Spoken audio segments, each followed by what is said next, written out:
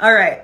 So we're going to do some kobolds now. This tends to be the favorite scene. And this is longer than the first excerpt I read.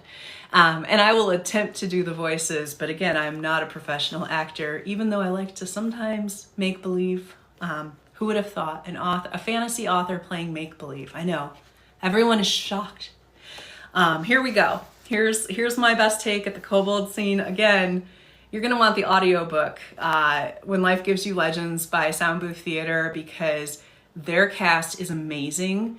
And I hope they don't see this video and lose respect for me, because I'm going to do my best job, but it's nothing next to the performance they give. But I'm still going to try my best for you guys. And you're allowed to laugh because it's funny. Oh, weird. A bunch of weird people want to co-host. No, thank you, weird people. Sorry, they're actually weird people. None of you guys are awesome. You're like weird in the best way. This was like scary that somebody wanted to co-host. Kobolds. All right, here we go. Rurik, look out! I shouted, somersaulting out from beneath the table and rolling headfirst into the mindless lizard brigade. They poked at me with their spears, which thankfully weren't very sharp. Still hurt, though. I unfurled myself from the tiny ball I'd formed and yanked at the first thing I could reach, a loincloth. Ah, naked! The red lizard creature screeched and moved to cover his privates with his spear hand. I yanked the wooden shaft and swung, sending him crashing into his fellow law enforcers. Finally, I was fighting someone my size, and it felt good. Real good. Naked? Another kobold echoed. I turned in the direction of the cry and flung the stolen loincloth at it.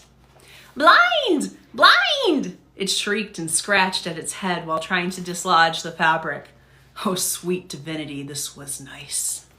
With kobolds, you never had to guess if your blow had landed, because they always conveniently shouted the play-by-play. I liked that about them. I liked this. Missed it even. In truth, I hadn't had a good brawl in far too long. The red sea of scales split, surging past me in pursuit of Rurik, who was standing with his back pressed to the far wall. He had both hands out before him and was staring at his palms intently while he muttered to himself. Kobolds were easy opponents, but could still do some very real damage. Not like the locust we'd faced in Farmer Duglin's cabbage patch, and not like the rigged battle against Malthurius's undead servant. These little lizard guys didn't often win fights, but when they did, it came down to a numbers game. Mother kobolds laid clutches of nearly 100 eggs at a go several times per year. To keep their population from overwhelming the continent, the powers that be required kobolds to conscript for 5 full years upon reaching adulthood. The ones that survived their service were given full rights and a place of honor in society, but very few ever made it. Whatever, they'd started this. Poof. Rurik's left-hand flame blazed to life and promptly caught on the same damask curtains he'd been admiring earlier. Sorry, he shouted and ripped the heavy fabric from the rod, tossing it to the floor and trapping a few of our cold-blooded opponents beneath it. Blind! Oh, hot! I almost laughed as I watched their tiny figures struggle beneath the blazing tarp, and then I nearly cried as I watched Rurik bend down to help the blessed things escape. Kid, you're killing me! What are you doing? I shouted at him while slicing a couple throats with a thirsty dagger. He did not answer. Kalina zipped past me and pulled the curtains back onto the writhing mass of scales. Stand here, she told her friend, moving him onto one of the corners. She then grabbed the dagger I'd slipped into her boot and hammered it into another corner. I hurled myself to the center of the action and dug my own dagger into the floorboards at the third corner. Then Kalina and I worked together to topple one of the tables and move it into place. Can I move now? Rurik stuttered as the flames began to lap at his pants. Yes, get out of there, you buffoon! I didn't know whether those words had torn from Kalina's mouth, mine, or both. Yeah, probably both. Another wave of kobold enforcers marched into the club while the first set screamed a litany of adjectives from beneath the burning fabric. My heart pounded with excitement as the battle raged on. I waited behind the inferno, certain that at least a few of the new arrivals would charge straight into the flames and remove themselves from the fray without any effort on my part. Kobolds were almost too stupid to live sometimes, especially when swarming. I smirked as the first wandered into the fire, and shouted a string of superlatives. Hot! Hurt! Dying! Over his bobbing head, something higher up caught my eye. Too high to be a kobold. Also, too solitary. It quickly shifted from view, but not quick enough. Jonquil. He was really failing at the whole hospitality thing. In fact, if I didn't know any better, I'd say, yeah, he definitely orchestrated the whole affair. And that reminded me of another important thing I knew about kobold battalions. Take out their commander, the whole thing falls apart. There are too many, Kalina cried as she darted behind Rurik. She was now without a weapon. So was I, but I had a plan. Give me a boost, big guy, I shouted and tugged Rurik toward the Thunderhoof family table. Bend down. I didn't do that right. Let's try again. Bend down. Thankfully, he listened without asking for an explanation, and I climbed up his arm, then leaped to the table's surface. The green bottle of fizzy water was still there, just as I'd hoped.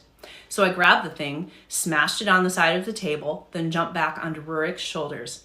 Run toward the archway, I shouted in his ear, then readied myself for the jump. Don't stop until I tell you.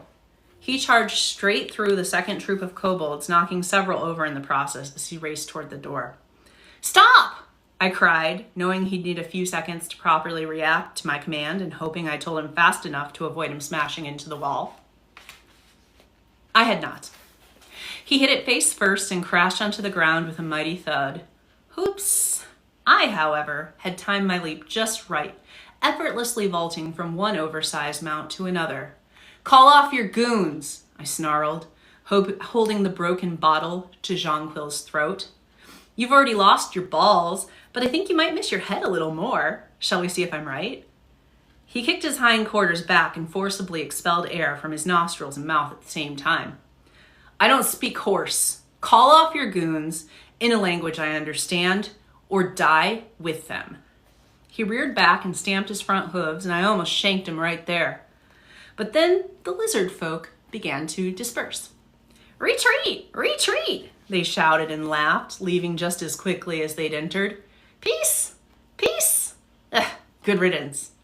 I slid off the centaur's back, landing easily on both feet. Then I gave him the stink eye. Even though Jonquil was nearly 3 times my height, he backed away in fright. I'd been trained for combat. He now knew I'd been trained for combat, perhaps even respected me for it. And by the divine, it felt marvelous. If there's any more trouble, my orc friend will make sure the rest of this place matches the curtains. I threatened, grabbing my chin and forehead and then yanking my head to the side with a satisfying crack. She means we'll burn it down, Rurik muttered as he struggled to sit upright. Kalina had remained in the dining room and was now helping the waitress and kitchen staff stamp out the fire before it could spread any farther. When I turned back to Jonquil, I found that he had fled, the coward. A trio of new arrivals entered the foyer, centaurs, all. One of them was Tulip. I recognized the woman with her as our town mayor and assumed the man was her father. He had not been gelded, I noted with wide eyes. Centaurs really were big everywhere. That both fascinated and terrified me in equal measures, but it was also beside the point. I'll stop there.